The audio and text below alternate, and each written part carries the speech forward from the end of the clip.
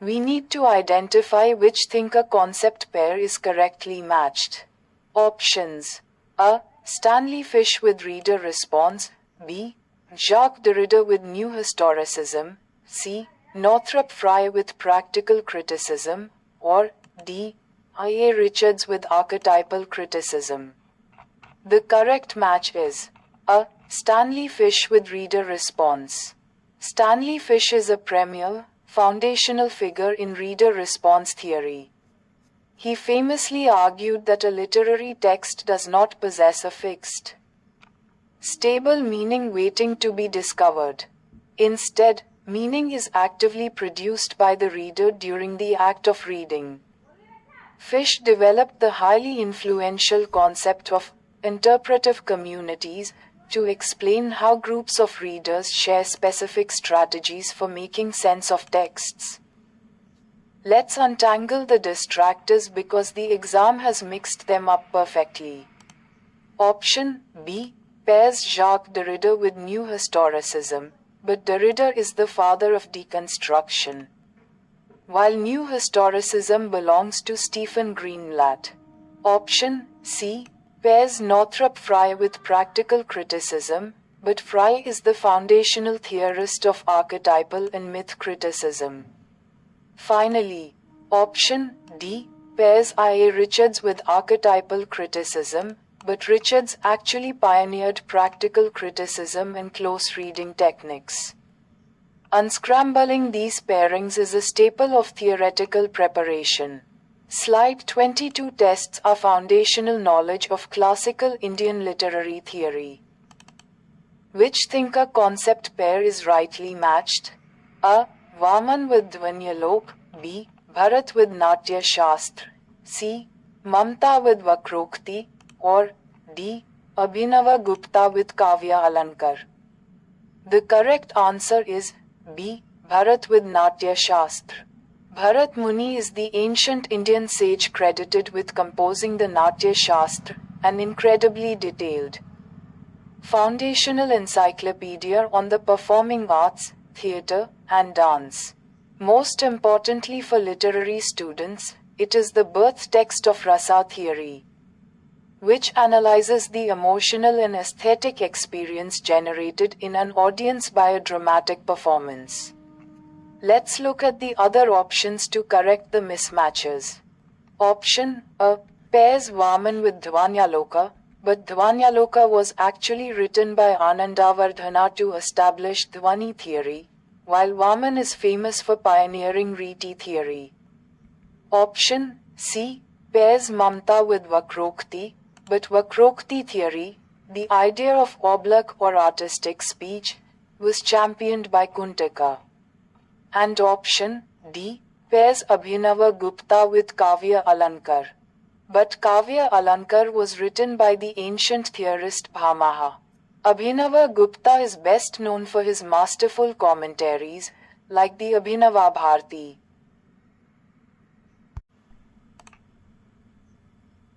On slide 23, we are asked to arrange schools of criticism in their correct historical chronological sequence. Let's look straight at the correct evolutionary order, which is option B. New criticism, structuralism, deconstruction, and then reader response. Let's trace the historical timeline to understand why this sequence makes perfect logical sense.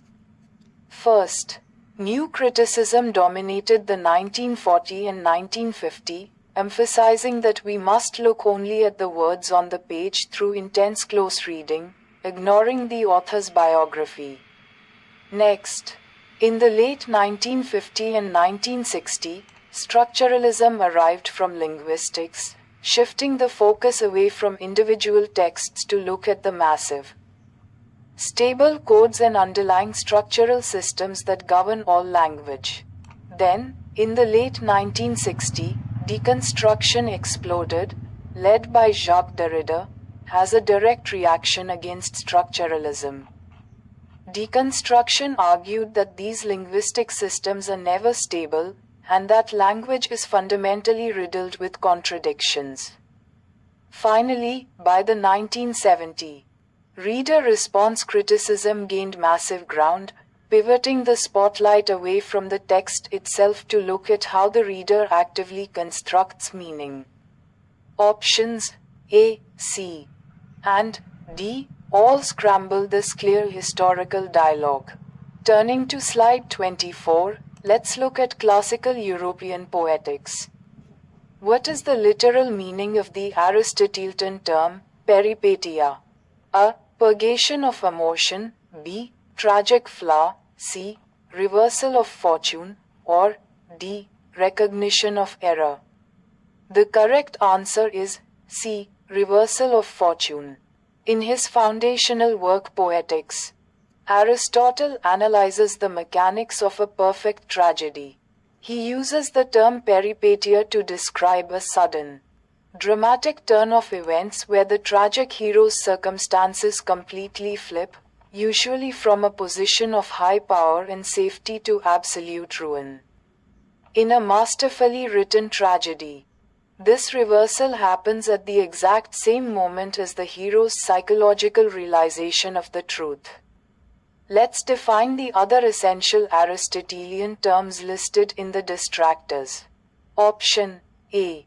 The purgation or purification of intense pity and fear in the audience is called catharsis. Option B. The inherent fatal flaw or error in judgment that causes the hero's downfall is known as hamartia. And option D. The exact moment of recognition, discovery, or moving from ignorance to knowledge, is called anagnoresis. Memorizing these precise definitions is non-negotiable for classical literary exams. Slide 25 addresses a major concept in feminist criticism. Gynocriticism focuses specifically on which of the following? A. Criticism on women, B. Criticism by women, C. Criticism of male writers by women writers, or D. Women as writers. The correct answer is D. Women as writers. The term gynocriticism was coined in the late 1970s by the prominent American feminist critic Elaine Showalter. She used it to define a new direction in feminist scholarship. Instead of simply analyzing how male authors depict female characters, Showalter argued that critics should focus entirely on women as writers, meaning the historical study of women's unique literary traditions, their distinct themes, their narrative structures, and the specific domestic and creative conditions under which they produced texts. Let's look at the distractors to see the nuance. Analyzing male texts to critique their representations of women, option A, is what Showalter called feminist critique, which is separate from gynocriticism. Options B and C are far too narrow, failing to capture the comprehensive structural framework that gynocriticism provides for evaluating female-authored literary history. Let's move to slide 26. Here, we need to arrange 4 major Victorian novels into their correct chronological sequence based on publication dates. The correct sequence is option A. Vanity Fair, then Henry Esmond, followed by Middlemarch, and finally The Return of the Native. Let's verify this sequence with the exact historical publication dates to see the clear movement from early to late Victorian literature. First, William Makepeace Thackeray published his masterpiece Vanity Fair in 1848. Thackeray followed this up a few years later with his historical novel Henry Esmond in 1852. Moving further into the Victorian era, George Eliot published her monumental, deeply psychological study of provincial life, Middlemarch, between 1871 and 1872. Finally, Thomas Hardy released his brooding, atmospheric Wessex novel, The Return of the Native, in 1878. Options B, C, and D are incorrect because they disrupt this clear timeline, with some even placing the late Victorian works of Eliot and Hardy ahead of Thackeray's early Victorian novels. Slide 27 tests a basic historical framework. Queen Victoria reign, after whom the Victorian period is named, spans which exact years? A. 1833 to 1901, B. 1837 to 1901, C. 1840 to 1905, or D. 1842 to 1905. The correct historical answer is B. 1837 to 1901. Queen Victoria ascended the British throne on June 20, 1837. Following the death of King William IV, and she reigned through a period of monumental global change until her death on January 22, 1901. This immense era is deeply defined by rapid industrialization, massive colonial expansion, the rise of scientific skepticism, and highly rigid social and domestic norms.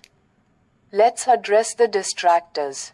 Option A lists 1833, which is a common point of confusion because it marks the formal abolition of slavery across the British Empire and comes right after the first Reform Act of 1832, events that many literary historians used to mark the cultural beginning of the Victorian era. However, the question asks for the literal span of Queen Victoria reign, making 1837 the only accurate starting date. Options C and D are simply inaccurate. On slide 28, we look closely at a vital poetic and artistic movement. Pre-Raphaelite poetry is mainly concerned with what? A. Narrative and style, B. Narrative and nature, C. Form and design, or D. Form and value. The correct choice is C. Form and design. The Pre-Raphaelite Brotherhood was originally formed in 1848 by painters like Dante Gabriel Rossetti, John Everett Milius, and William Holman Hunt. When they brought their visual art philosophy into poetry, they brought a massive emphasis on visual form and design. Pre-Raphaelite poetry is packed with incredibly precise, vivid pictorial details, rich sensory imagery, and complex, medieval-inspired decorative patterns. Let's look at why the other options are distractors. While they certainly told stories and looked at nature, options A and B, their true revolutionary impact on English verse was this radical blending of painterly, decorative design concepts into the poetic stanza.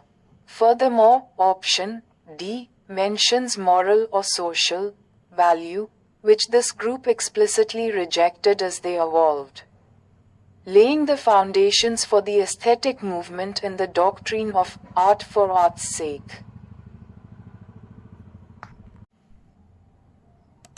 Turning to slide 29, we examine an incredibly famous critical concept. The powerful literary trope of the mad woman in the attic can be traced back to which 29? A. The Tenant of Wildfell Hall, B. Villette, C. Wuthering Heights, or D. Jane Eyre. The correct answer is D. Jane Eyre. This trope originates in Charlotte Bronte's 1847 masterpiece Jane A. The Tenant of Wildfell Hall, B. Villette, C. Wuthering Heights, who is kept locked away in the secret attic rooms of Thornfield Hall. In 1979, this trope originates in Charlotte Bronte's 1847 masterpiece Jane Eyre with the character of Bertha Mason, turning this character into an iconic symbol of how who is kept locked away in the secret attic rooms of Thornfield Hall. In 1979, Sandra Gilbert and Susan. Let's look at the other Bronte novels listed as distractors. Option A. turning this character into an iconic symbol of how 19th century patriarchal society repressed, erased, and demonized Option B. Charlotte Bronte's Villette. Let's look at the other Bronte novels listed as distractors. Option A. Annie Bronte's The Tenant of Wildfell Hall features a woman fleeing an abusive marriage to centers on the wild, destructive relationship. Option B. Charlotte Bronte's Bertha Mason belongs exclusively to Thornfield Hall. Slide 30 asks us to identify a major intellectual voice of the 19th century. Who among the Victorian centers on the wild, destructive relationship between Catherine and Heathcliff? Bertha Mason belongs exclusively to Thornfield Hall. Slide 30 asks us to identify a major intellectual voice of the 19th. John Ruskin is widely who among the Victorians is frequently called the prophet of modern society. A. Ruskin, B. Carlyle, C. Macaulay, or D. Arnold. In groundbreaking essay collections like Unto This Last, John Ruskin is widely dubbed the prophet of modern society because of his incredibly passionate, fierce critiques of industrial capitalism and the preservation of nature, and a deeply ethical approach to art. In groundbreaking essay collections like Unto This Last and Sesame and Lilies, Ruskin argued against cold, mechanical economic theories, championing instead was a massive social critic, but the preservation of nature, and a deeply ethical approach to art and craftsmanship. Let's see why the other towering Victorian intellect was a Whig historian who celebrated industrial and colonial expansion rather than prophesying against. Was a massive social critic, but he is most famously linked with his is best known as the apostle of culture, who fought against social philistinism. Was a Whig historian who celebrated industrial and culture, who fought against social philistinism. Ruskin is our anti-industrial prophet.